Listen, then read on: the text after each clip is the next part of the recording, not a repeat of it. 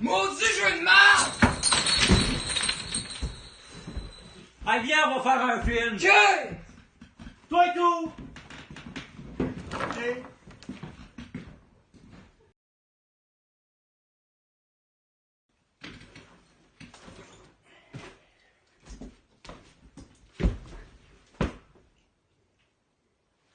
Salut!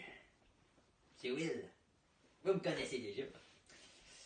Ça fait 20 ans que je suis dans le domaine de la réalisation. Je réalise des films. Cette année, là, ce que je vais faire, là, une adaptation du Crime de l'Orient Express, mon ami. Ça, là, c'est winner. Ça va voir. Ça va faire des milliards au box-office. Donc, pour ceux qui ne connaissent pas le livre, là, Le Crime de l'Orient Express, enfin, je vais vous le résumer. Donc, c'est un détective. Il s'appelle Hercule Poirot. Puis là, il va dans un train. Le train, il s'appelle l'Orient Express. Comme par hasard. Et là, ce gars-là, il va à Londres. Je sais pas de quel côté. Dans ce train-là, il y a des trucs louches, là. Il y a des trucs qui vont pas bien. Il y a de la magouille. Puis à un moment donné, le détective, là, il se réveille un beau matin, là. Puis il y a un gars, là, qui vient dire il y a un passager qui est mort.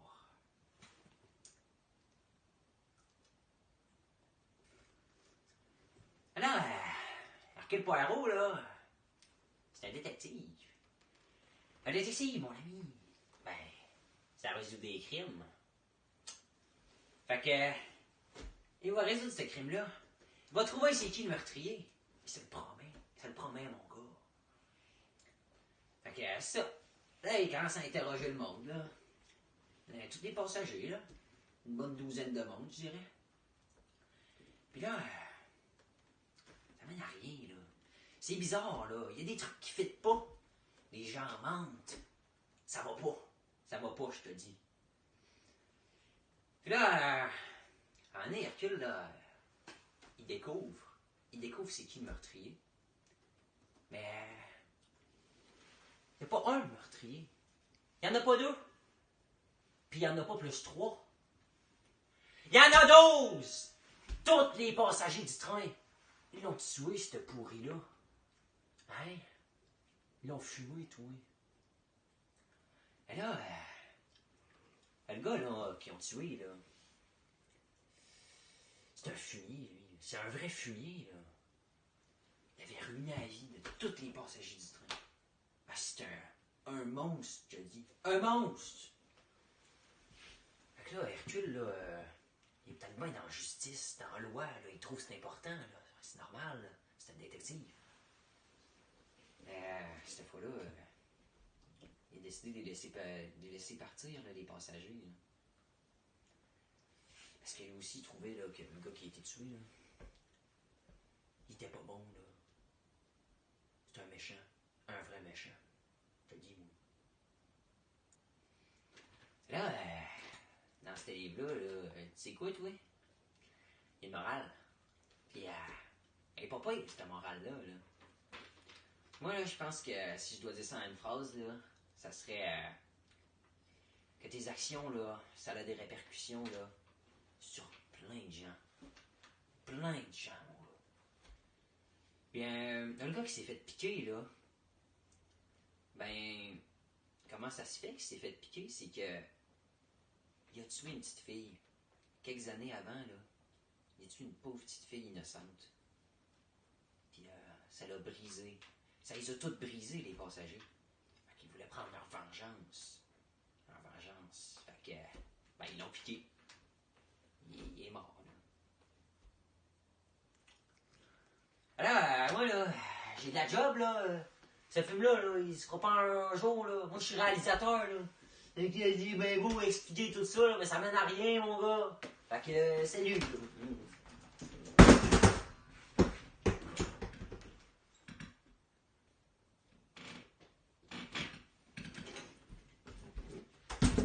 Salut, moi c'est Joe, je suis le scénariste de ce film-là. le crime de l'Orient Express. Je voulais l'appeler le crime de l'Orient, mais comme d'habitude, ils ont dit non. C'est pas moi qui prends les décisions, c'est Will. Bon, moi, en tant que scénariste, il faut que je coupe des scènes, bien sûr. Fait que la première gare dans le livre où c'est que ça commence, on va le couper parce que c'est pas nécessaire au bon fonctionnement du film. Moi, je voulais commencer ça en Syrie, mais ils ont choisi de commencer ça à Istanbul. C'est encore Will qui a choisi, moi j'ai pas mon mot à dire. Donc le film, dans le milieu, ça va être pas mal pareil. Quand il va y avoir le meurtre, ça va rester pareil. Il va y avoir l'interrogatoire, la fouille, il va y avoir l'arme du crime. Puis quand il va y avoir l'arme du crime, c'est là que ça va commencer à dégénérer. Puis qu'on va tout changer l'histoire au complet, le scénario. La fin sera vraiment différente que la fin du livre, dans le fond. Donc, la fin du film va être vraiment très différente que celle qu'il y a dans le livre. Michael Bay, mon très cher ami, va nous aider à faire le scénario de ce film-là. Surtout pour la fin, ça va exploser, il va y avoir des meurtres, comme un film d'action. Il va y avoir des balles, et c'est ça. Je vais vous présenter les personnages qu'il va y avoir dans notre film. Donc, le détective Hercule Poirot, c'est le personnage principal. On a choisi de prendre Martin Freeman à cause qu'il est petit, puis ils ont à peu près la même âge. Ensuite, il y a Ratchet, qui est la première victime dans notre film et dans le livre. On a choisi de prendre Sin Bean. Sin Bean, lui, il voulait plus mourir dans chacun des films qu'il faisait. Donc, on a choisi de le faire mourir dans ce film-là pour le faire chier. Le personnage de Monsieur Book, qui est le directeur du train dans le livre, va être interprété par Dan Fogler à cause qu'il est gros, grassouillet et qu'il est jeune.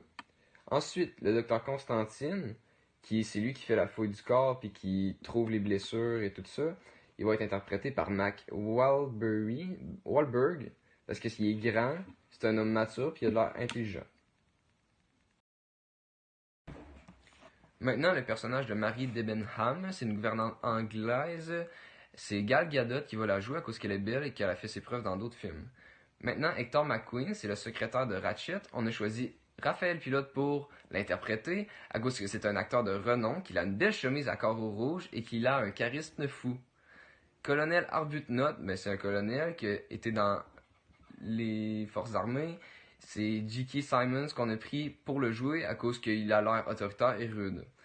Maintenant, Madame Hubbard, qui est une suspecte, on a pris Michelle Horst pour l'interpréter à cause qu'elle est noire et qu'il faut des minorités dans notre film, sinon on va avoir des mauvaises critiques.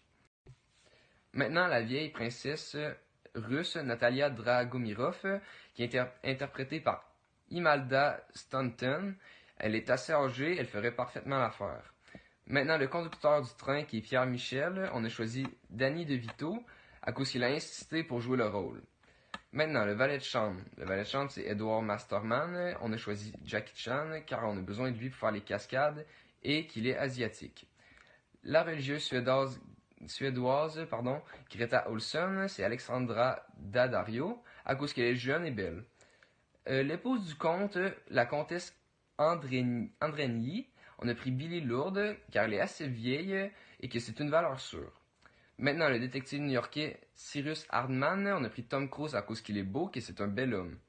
La gouvernante de la princesse, Hildegarde Schmidt, c'est Halle Berry, qu'on a choisi pour l'interpréter à cause qu'elle a joué dans John Wick, c'est tout. C'est un très bon argument pour la faire jouer ce personnage-là.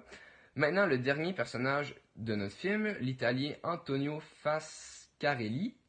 On a choisi de le faire interpréter par Cesare Capitani, car c'est lui aussi un Italien et qu'il a joué dans de bons films. Bonjour, je m'appelle Steve, je suis aide stagiaire scénariste. Stagiaire! Je suis aide stagiaire scénariste pendant le film Le crime de l'Orient Express. Notre film ne réussira même pas à se démarquer des autres, car à lui seul, il sera un nouveau genre. Ce nouveau genre de film sera un film sans effets spéciaux, c'est-à-dire que chaque acteur va faire leur propre cascade. Toute explosion est des vraies explosions avec des bombes. Par exemple, plusieurs wagons vont exploser et plusieurs acteurs vont mourir, comme Sin Bean qui déteste mourir dans ses films, alors le conseil des stagiaires a décidé de le faire mourir juste pour vous. Une autre raison qu'il se démarquera des autres films, c'est qu'il sortira non seulement en Blu-ray et DVD, mais en VHS caché dans vos boîtes de céréales préférées. Ce qui démarque aussi notre film, ce sont ces musiques qui apparaîtront dans notre film grâce à notre très cher ami 6ix9ine. Mais nous allons tenter d'engager notre cher Lou Danick Dubé pour jouer du beatbox pendant les explosions. Mais passons maintenant au lieu. Si nous nous fions au trajet d'origine de l'Orient Express, nous allons partir de la Turquie pour aller dans un bout de la Croatie où le train sera pris dans la neige pendant le film. Sinon, après être dépris de la neige, le train partira pour aller vers Londres. Bien évidemment, il va nous falloir plusieurs autorisations pour pouvoir traverser les pays car nous allons être armés de bombes pour le tournage. Alors, nous allons demander à notre très cher président Donald Trump une autorisation votée républicain.